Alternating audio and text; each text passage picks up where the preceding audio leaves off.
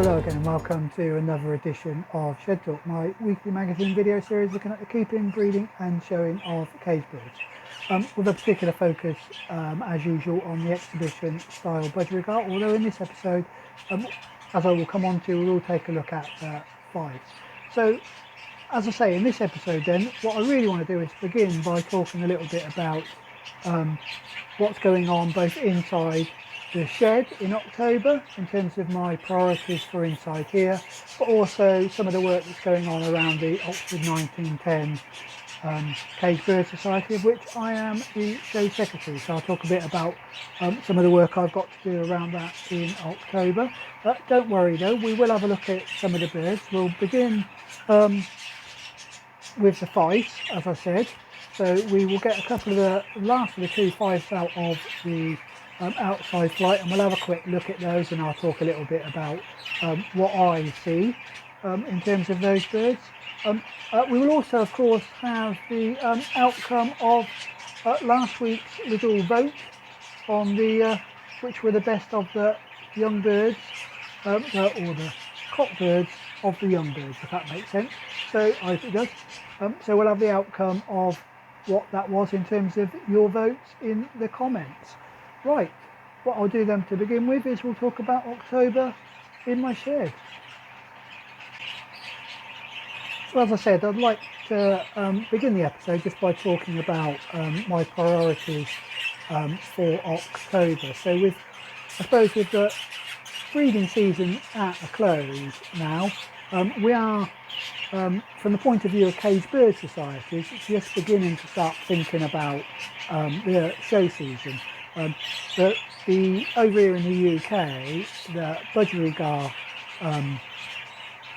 show season starts relatively early, and actually we're probably coming towards the end of that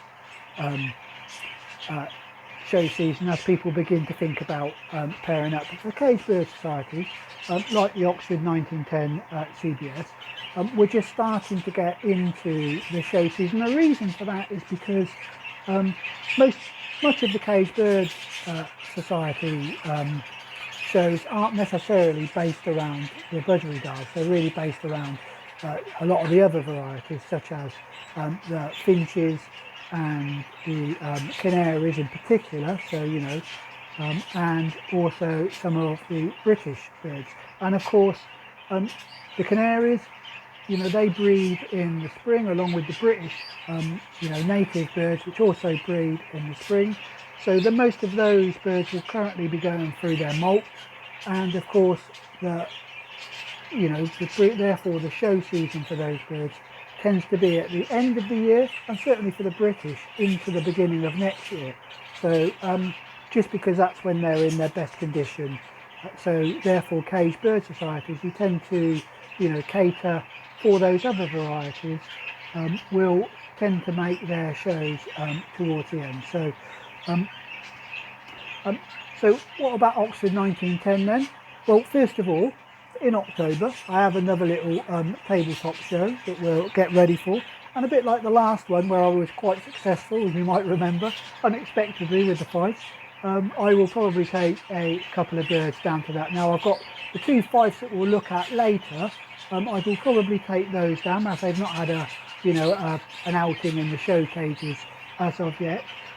So I'll take both of those, and I'll probably take a couple of budgies. And I was thinking about taking the cinnamon grey green because if I'm going to get that bird out to the annual show, which I'm still thinking about, a toss up between getting him early in the breeding cages or getting him out for a chance to have a show. I'll probably keep him, hold him back a little bit, and then show him in November.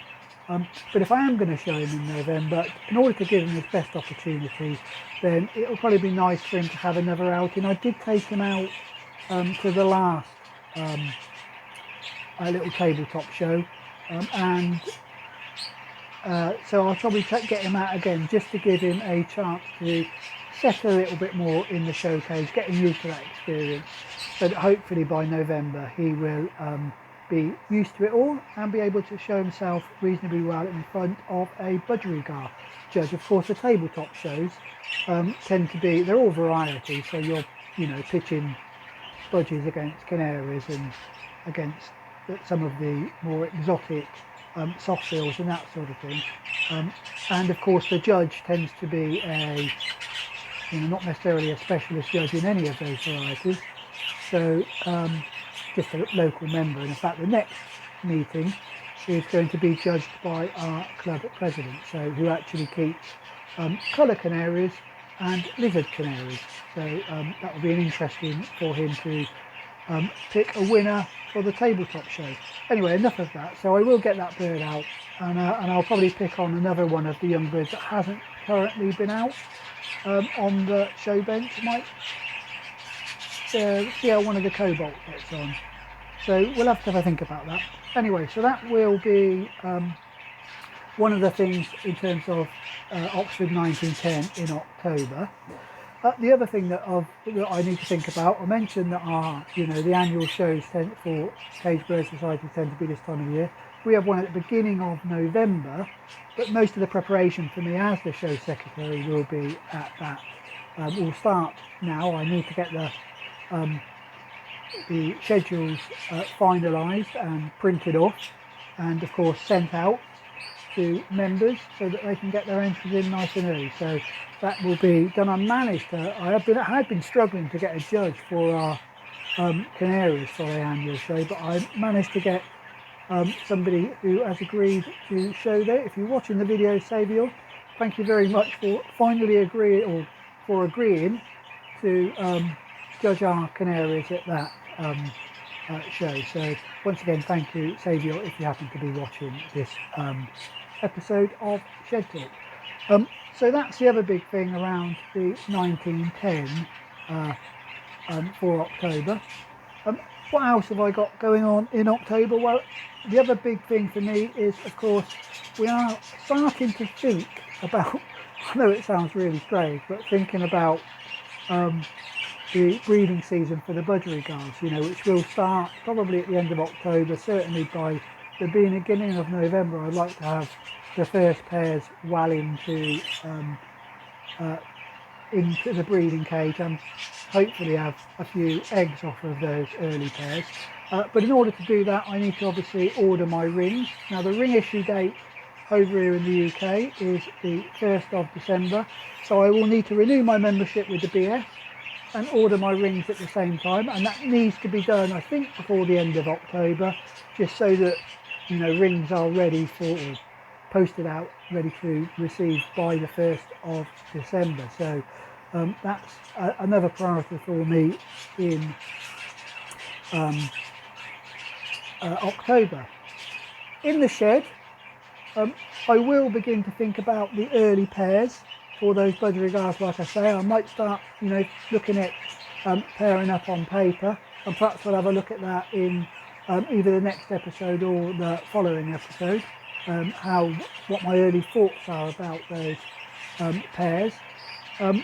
So that's one of the things we'll do, but I think the real big thing is to, having got all of the birds out of the two holding cages, the nappy flights or the nursery cages, is to give those a really, really good clean. And if I get a chance to paint them again as well, because they are starting to look, you know, you can see that they've had a whole season of birds being in there, or half a season of birds being in there. So they do need freshening up, good clean, and possibly a good paint for those. Well, that is really October sorted out for me. Quite busy, not a lot in terms of breeding.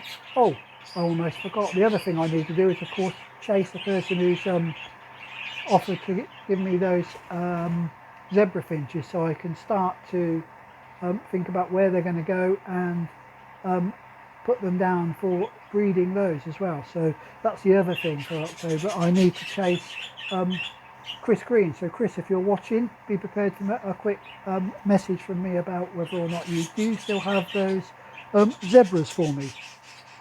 Yeah, so like I say, that probably is the October really sorted. Like I say, relatively busy, but not busy in terms of breeding, busy in terms of prepping for Oxford 1910 and prepping for the upcoming breeding season for the Budgerigars. Right, so that is October in my shed. Well, I'm just about to nip outside and grab those two Fifes so we can have a look at those. Don't forget, if you enjoy the videos, please do give them a like, give them a big old thumbs up. It really is much appreciated. If you're not yet a subscriber, then please do subscribe to the channel. And if you want early notifications so you don't miss any of the future videos, then do hit that bell icon. And of course, please do feel free to comment on anything you see in the video or any of the other videos for that matter. And if obviously if you're a Fife keeper, then please do comment on the two Fifes that you're about to see. And if you want to, just comment and let me know what your plans are for October in your shed, whether you've got a similar sort of process. If you're in the UK, are you thinking about pairing up? If you're outside of the UK, when do you normally pair up your Budgerigars for the new breeding season? Right, I will nip outside now and grab those two Fifes, and I'll meet you back here in a few minutes. So this is the first of the two of the youngest Fifes that we bred this year. It's a buff. I think you can see, well, I don't know if the camera can pick it up, but slightly easier. I find it slightly easier in the birds that are virtually all yellow, in that they don't have that brightness of colour. Also, there is a fairly obvious little band around the neck, light coloured band around the neck, lighter coloured feathers that you can, certainly with the naked eye you can see. I don't know if the camera is picking it up. So this is a buff, and it's a ticked bird. Just there's a little bit of ticking across the top of the head, so I think it will go into that you know, less than 10% category when you enter it. I have no idea if it's a cock or a hen at the moment. So in terms of my view of this bird, I don't particularly like it, I must admit, in terms of the style. It has extremely poor wing carriage, so the wings should be tucked nicely against the tail, and you can see on this bird it's holding them very, very low. I'll see if I can get it to move to the other perch, get it to work the perch a little bit, and see whether it will start to sound a bit better, but I don't think it will. No, still got that very horrible wing carriage. So size is okay. You know, it's quite a small bird. So in terms of the size of it, it's not, you know, getting too big for a Fife. What doesn't help, I don't think, is that carriage of the wing and carriage of the tail. It drops its tail, dropping its wings. So it's starting to work the perch a little bit more now, but it's not, you know, anywhere near the sort of posture that you'd like it to be. It does stand up a little bit off the perch, but not brilliantly. The head, there's no obvious, you know, break in the neck that I can see on this bird, and it has quite a flattish head, so there's no rise above from the beak up over the top of the head is not particularly pronounced.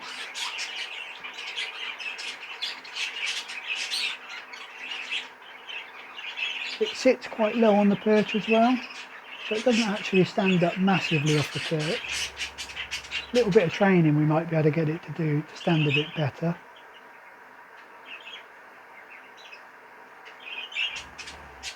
But I say, and that, so in terms of then the shape, it does have a little bit of that sort of S shape round the back, but again, it goes in the back going into the tail isn't brilliant. And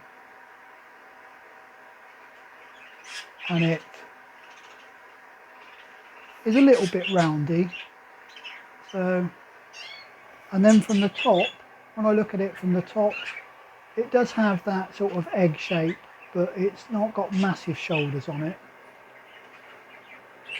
So like I say, not my favourite of the birds that we're going to look at. If you are a Fife breeder, do let me know your views on any of the birds, you know, any of the Fifes that I show you. But no, standing up a little bit off the perch occasionally, but it's not great, is it? Now it's working the perch a bit more. It shows itself a bit better, but I think, you know, the tail and wings just means this is never going to make anywhere near the show team. Like I said, I will probably take it out in a couple of weeks just to give it, put it up and, you know, let it have a bit of experience on the show bench. It's not great in the show cage either. It's funny, the two birds I took out the last time, one of them, the one that won actually, a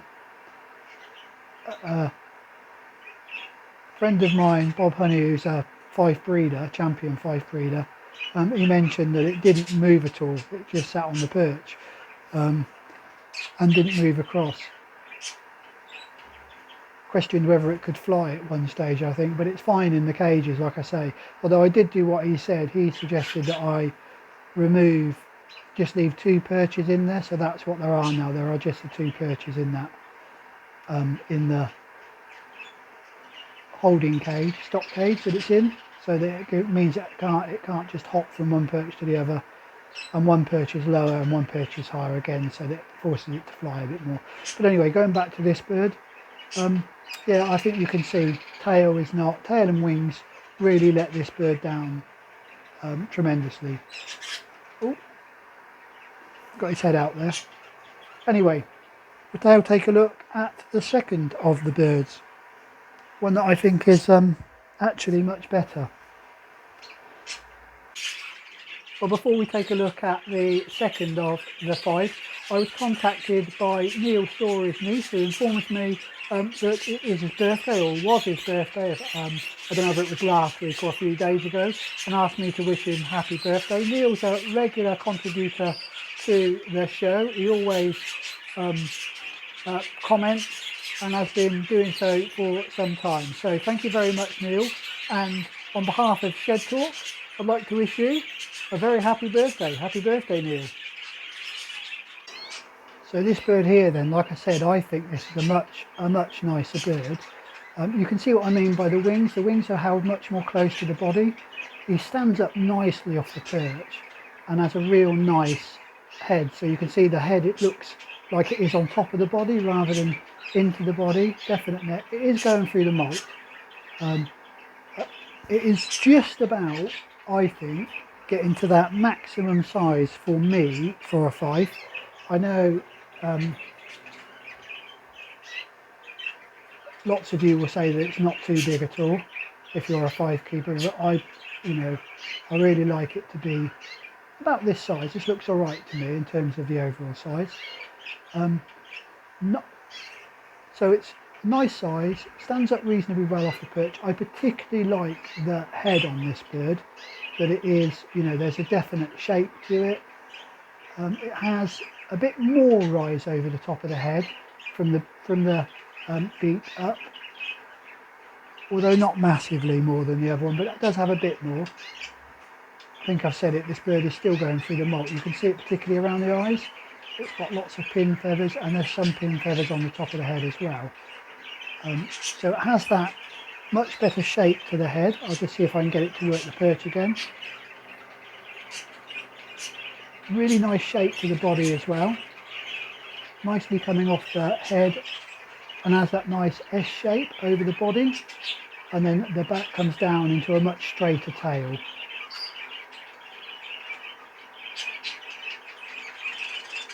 Has that roundness of the whole of the body, both underneath and round the top, so nice chest, not too much belly on him.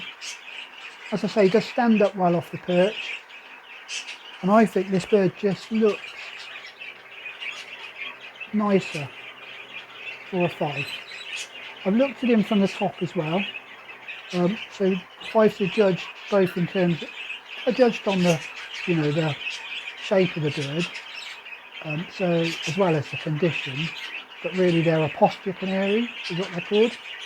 So the shape from the top, this bird does look, again, looks quite nice, got nice broad shoulders tapering in at the body, has that sort of egg shape to him.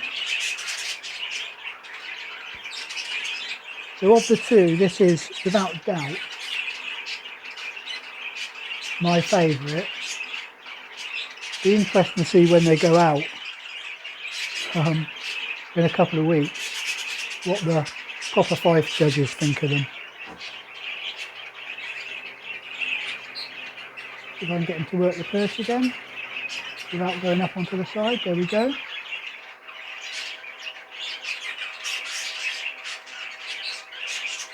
Yeah, this one definitely is my favourite. Oh, I didn't mention colour, did I?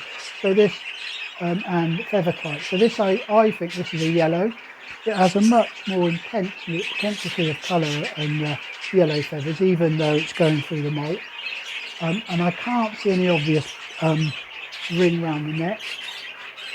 And it is a clear bird. So a yellow feathered, clear bird, clear in that I can't see any ticking at all on this bird, any green feathers at all. Not over the top of the head or down into the body. Again, in terms of the sex of this bird, I think this is a hen. It does give that little hen call to it.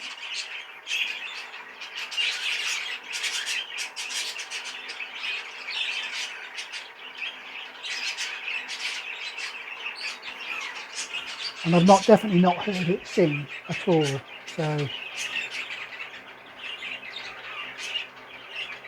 just trying to see in terms of how it moves from perch to perch. It does seem quite heavy on the perch, but who knows?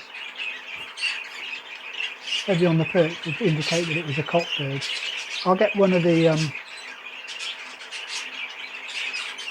Fifey people to have a look at him when it's out and see what they think, whether they think it's a cock or a hen.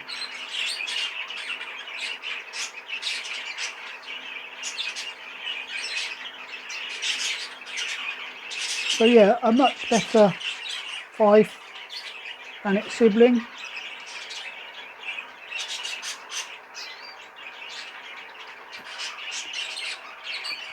So I do like this little one.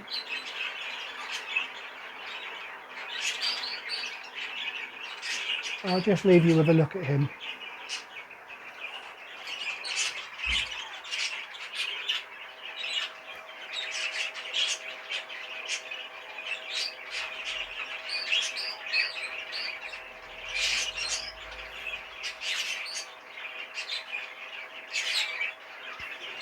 And then we'll pop both of these back into their holding cage.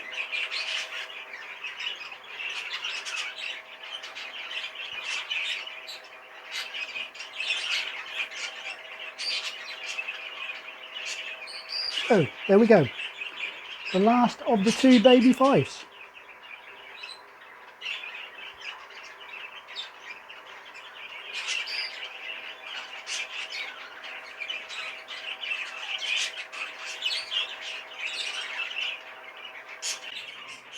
Well, I hope you enjoyed that little look at the Fife, something a bit different from all of the Budgerigars we've had for the last 3 weeks or so, although I know most of you probably watch it for the budgies rather than the Fifes.